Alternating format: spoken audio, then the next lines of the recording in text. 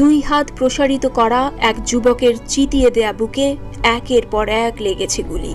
রাজপথেই মৃত্যুর কোলে ঢলে পড়েন রংপুর বেগম রোকেয়া বিশ্ববিদ্যালয়ের শিক্ষার্থী আবু সাঈদ। সামাজিক যোগাযোগ মাধ্যমে ছড়িয়ে পড়া এই ভিডিওতে কেঁপে ওঠে কোটি মানুষের হৃদয়, ভিজেছে চোখ।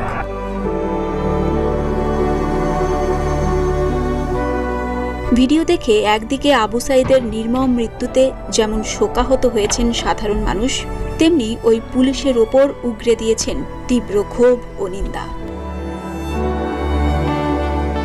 সামাজিক যোগাযোগ মাধ্যমে ছড়িয়ে পড়া বিভিন্ন পোস্টে দাবি করা হচ্ছে গুলি চালানো ওই পুলিশের নাম ইউনুস আলী, বাড়ি রংপুর।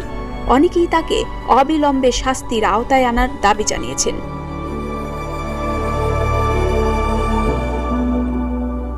আবু সাঈদের মৃত্যুতে আবেগঘন পোস্টে ভরে উঠেছে সামাজিক মাধ্যম।